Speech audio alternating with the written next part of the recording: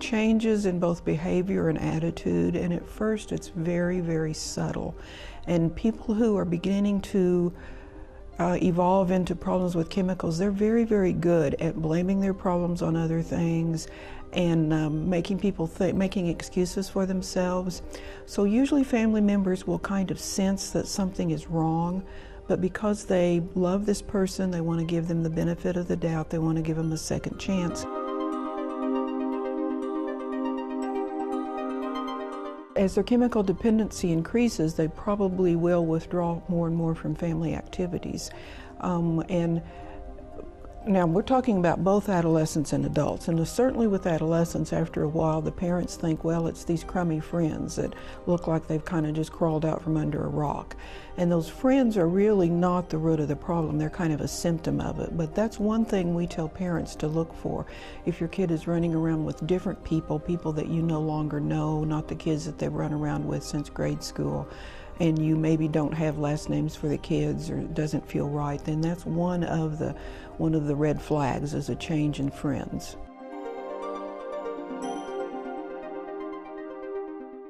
They think that alcohol makes them feel better. They don't understand that it's a depressant. And the reason people don't think it's a depressant is it depresses their inhibitions. So at first when they start drinking, they get more outgoing, more sociable, more fun, laugh, seem to have more fun and things like that. They also think it makes them sleep better. Actually, it makes them fall asleep, but then it makes their sleep be real troubled, and they don't get restful sleep. They wake up and things like that. It's going to affect the digestive system of their body. First of all, that's the physical part that's going to be first affected. They're going to carry this chip on their shoulder. They're going to be a little bit less responsible. They're going to miss family functions, or their performance at work is going to fall off a little bit. They're going to make excuses for why they're not home on time, and they're going to be giving the subtle and after a while not so subtle message that it's because people nag at them and gripe that they don't come home and it's the other person's fault and things like that. Then another thing that happens is a person may start to experience blackouts. Now that is not being passed out, that is seeming to function normally, and then they wake up the next day and they either don't remember bits and pieces of the night before or they don't remember the whole thing. What the drugs are, this crack, cocaine, meth, things like that, they'll make people really hyper for a while and they'll lose weight. They'll also be paranoid, where they'll think people are out to get them. And I think we've all seen the effects of meth, how bad people can look. They lose so much weight, they look so much older, their teeth are bad, they get sores on them, things like that. But it will hype them up. And then when they crash from it, they'll need hours and hours just to sleep after they've been up for so many hours. Other kinds of drugs will make a person lethargic. The downers will make them very lethargic and very mellowed out. The interesting thing is the withdrawal from every drug is just the opposite of the effect. So if a person is withdrawing from something that made them lethargic, then they're going to be hyped up. Or if they're withdrawing from something that hyped them up originally, then they're going to be tired and lethargic.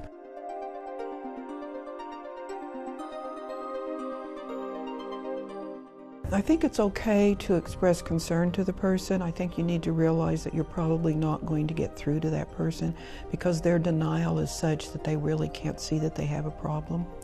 If you approach the family members, they might be a little bit more willing to talk about it, and you might be able to suggest some things that the family members can do for them to get some education, for them to begin to understand the changes that they can make. And if they start to get, first of all, some education, and then maybe they start their own 12-step meeting, which is called Al-Anon for friends and family members, and start counseling for themselves, then they can make some changes within themselves which will indirectly eventually affect the chemically dependent person also.